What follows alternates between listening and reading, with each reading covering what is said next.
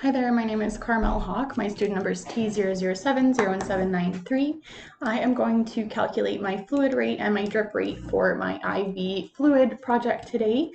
So our patient is Jack. He is a 10-year-old male neutered Labrador Retriever that is here for a growth removal. So we are putting him onto IV plasmolate.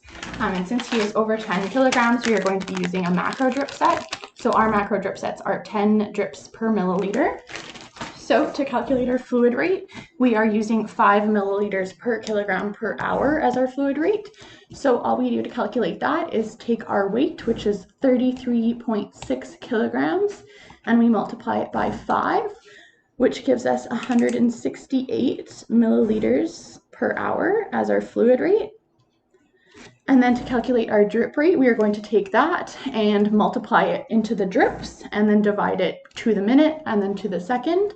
So we're going to take 168 milliliters per hour. We're going to multiply it by 1 hour divided by 60 minutes, which gives us 2.8, which we are going to multiply by 10 drips per milliliter, which gives us 28. I have on my calculator. And then we are going to, that's our drips per minute, 28 drips per minute.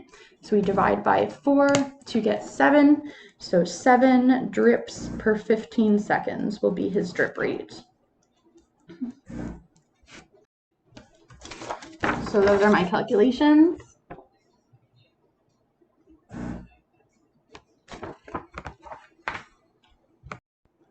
Okay, so now I'm going to set up my fluid bag. So we have the macro drip set, and then I have my sterile liter of plasmolate.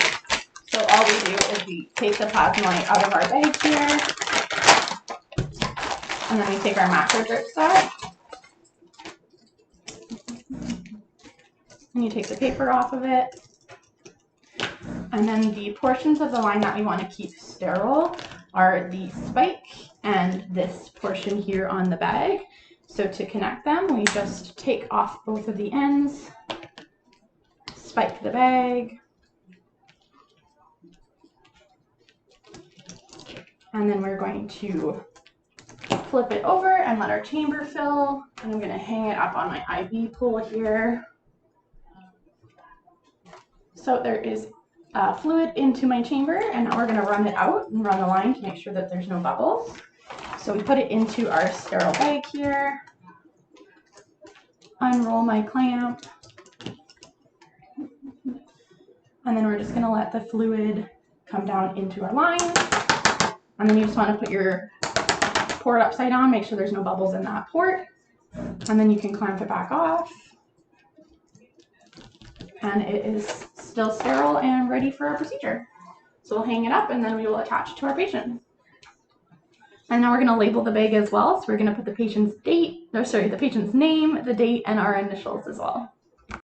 So I have my fluid labeled as Jack. I have the surgical rate, the date, and my initials. And I'm going to put that on the bag. And then we will induce and connect our fluids. Okay, so we are here with Jack. This is my clinic mentor, Roberta. So he has his catheter in, and now we are ready to attach his IV line. So this is the same IV line from the first video that is all run out, and we still have our sterile cap on it. So what we are going to do is we are going to get a gauze underneath here. And then I'm going to take my cap off of my IV line. I'm going to loosen the port here, put my fluid line in, and then tighten. And then I'm just going to check for patency by opening my line up. And it's flowing. So now we can disconnect it and put on our IV port. So I'm going to aseptically open up my port, and then I'm going to take my sterile cap back. So I'm now going to disconnect my fluids, and then we are going to put on our port. So now that sterile port is attached, and then we will come back for the fluid rate. Okay, so now that we have his IV line back connected to him and he has been anesthetized, we are going to set our IV rate. So I just have the clipboard so that you can hopefully see the drips a little bit in the background. But we're going to start by doing his drip calculation. So I calculated earlier that we're looking for about 7 drips per 15 seconds. So I'm just going to open my roller clamp slightly and let it start dripping. And then we're going to calculate and see if we have to adjust it. So 1, 2, 3, 4, 5, 6, 7. So you have to go a little bit slower already here.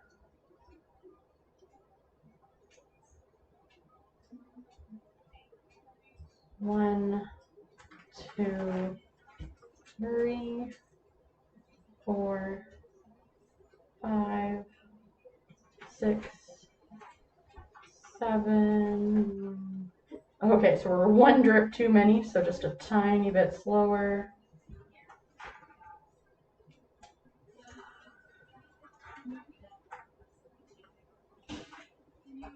1, 2, 3, 4, 5, 6,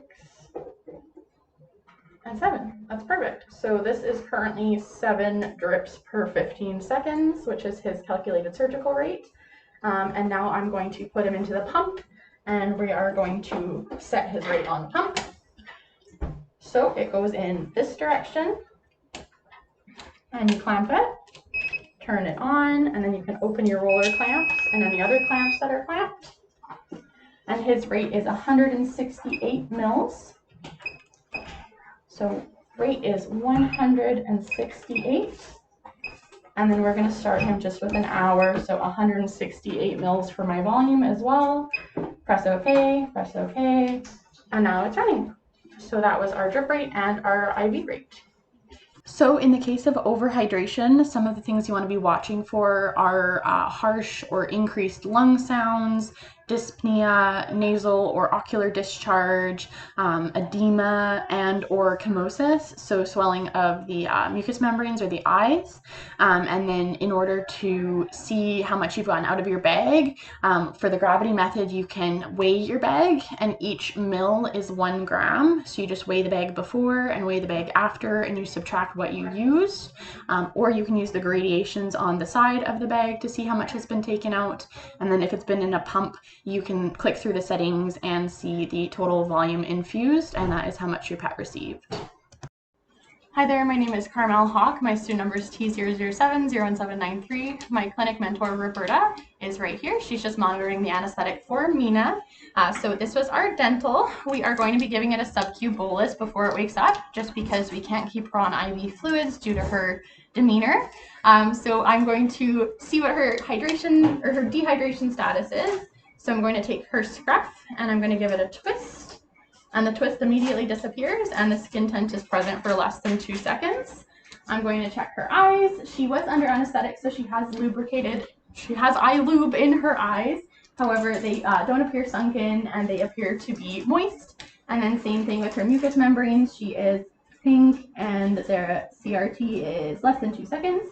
And she's got a nice moist pink mucous membranes. So we are going to give her 100 mils of subcutaneous fluids. So we are using the IV fluid bag that we had from her surgery. So there is a bit of fluid out of it already, but it's a brand new bag. We started it today, and I've changed it out for a macro drip set. And now I'm going to put an 18 gauge needle onto it.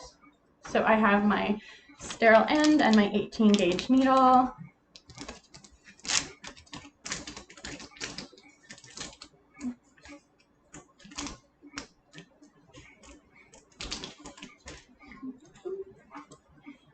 All right, and we have both of our sites locked off. So we are going to take a pinch of her scruff of her, and then with the bevel up in that little skin tent, we're going to go at about a 45-degree angle sub-Q. And then I'm going to undo my roller clamp and my clamp up above.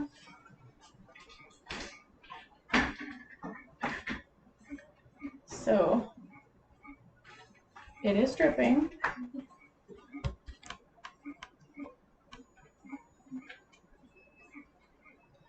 And I'm just going to make sure that it doesn't get too tight under her skin. And it's flowing nicely. So I'm just going to watch my levels. We're going to do 100 mils.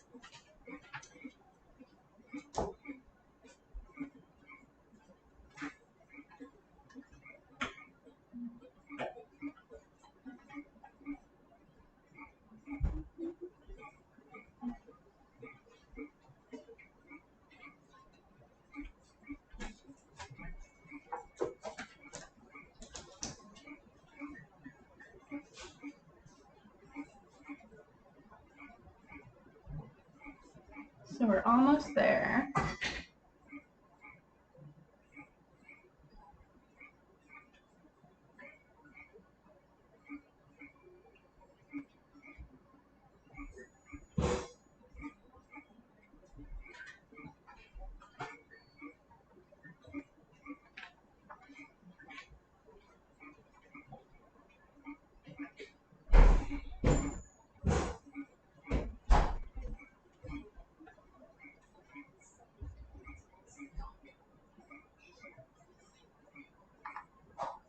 All right, so that is 100 mils. So I'm going to roll my clamp back down. And I'm going to clamp off up here as well. And then what I'm going to do is I'm going to pinch below my needle and pull out my needle and then leave my skin pinched so that I can keep the fluids in and let it seal up. And that is subcutaneous fluids.